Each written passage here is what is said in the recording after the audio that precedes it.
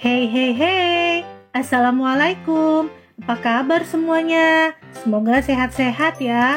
Sudah siap belajar? Hari ini kita akan belajar tentang kata tanya mengapa. Tahukah kalian apakah fungsi kata tanya mengapa? Kata tanya mengapa digunakan untuk menanyakan alasan. Sekarang, simak video berikut agar kamu lebih paham ya. Setiap hari belajar aktif, Miss Rahmi selalu memantau murid-murid Miss Rahmi apakah sudah absen dan mengerjakan tugas ketika Miss Rahmi sudah menerangkan pelajaran dan memberikan tugasnya. Namun, kadangkala murid-murid Miss Rahmi ada yang lupa absen dan tidak mengerjakan tugas. Seperti murid Miss Rahmi yang satu ini nih, dia ternyata lagi asik bermain games, sehingga dia lupa absen dan mengerjakan tugas yang Miss Rahmi berikan. Setelah selesai bermain, dia kemudian melihat handphonenya. Ternyata Miss Rahmi memberikan banyak pesan kepada dirinya. Miss Rahmi selalu bekerja sama dengan orang tua agar anak-anak juga terpantau di rumah. Ayo segera absen dan kerjakan tugas sebelum Miss Rahmi lapor sama orang tuanya ya. Kemudian dia kaget karena dia sangat takut terhadap orang tuanya, nanti bisa-bisa dia dimarahi. Akhirnya dia memutuskan untuk absen dan mengerjakan tugas-tugasnya daripada nanti dia dimarahi oleh orang tuanya. Sebelum kita membuat pertanyaan dari cerita tadi, sekarang kalian perhatikan dulu ya cara membuat pertanyaan dengan kata tanya mengapa. Pertama, kalian tulis kata mengapa di awal. Kedua, tentukan orang atau benda atau sesuatu yang kalian ingin tanyakan.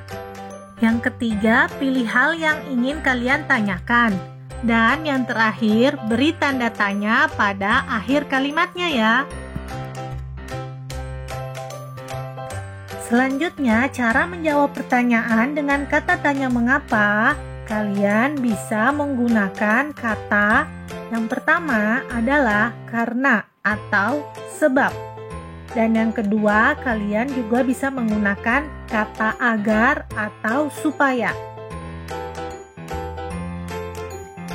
Sekarang, berdasarkan cerita di awal tadi, mari kita buat pertanyaan dengan kata tanya mengapa dan jawabannya. Kita bisa buat contoh seperti ini ya. Mengapa murid Miss Rahmi tidak absen dan mengerjakan tugas? Kita cek dulu. Yang pertama, ada kata mengapa di awal. Kemudian, di sini ada orang yang akan kita tanyakan. Dan yang ketiga adalah hal yang ingin ditanyakan, yaitu tidak absen dan mengerjakan tugas. Terakhir, jangan lupa untuk selalu memberikan tanda tanya pada akhir kalimat. Sekarang mari kita jawab dengan pilihan pertama.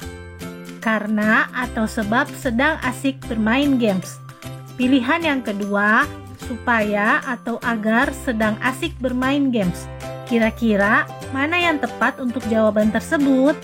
Jawaban yang tepat adalah menggunakan kata karena atau sebab. Nah, kalian sudah paham belum? Oke, kita lanjut lagi ya pada cerita kedua. Setelah mengerjakan tugas-tugasnya, kemudian murid Miss Rahmi menonton acara TV kesukaannya sambil tertidur di sofa yang sangat empuk. Tiba-tiba perutnya terasa sakit. Ternyata dia belum makan dari tadi pagi. Akhirnya dia mengambil makanan ke dapur. Berdasarkan cerita kedua, mari kita buat pertanyaan dengan kata tanya mengapa. Pertama, tulis kata mengapa di depan. Yang kedua, kita akan pilih orangnya, yaitu murid Miss Rahmi. Dan yang ketiga adalah hal yang ingin kita tanyakan, yaitu mengambil makanan ke dapur. Dan jangan lupa beri tanda tanya pada akhir kalimat. Sekarang kita pilih jawaban yang tepat untuk menjawab pertanyaan tersebut. Pertama, karena atau sebab perutnya kenyang dan tidak sakit lagi. Kedua, agar atau supaya perutnya kenyang dan tidak sakit lagi. Mari kita lihat kedua jawaban tersebut. Jawaban pertama tidak tepat, kalimatnya menjadi janggal. Jawaban yang kedua adalah jawaban yang tepat. Bagaimana? Apakah kalian sudah paham? Itu tadi penjelasan tentang penggunaan kata tanya mengapa.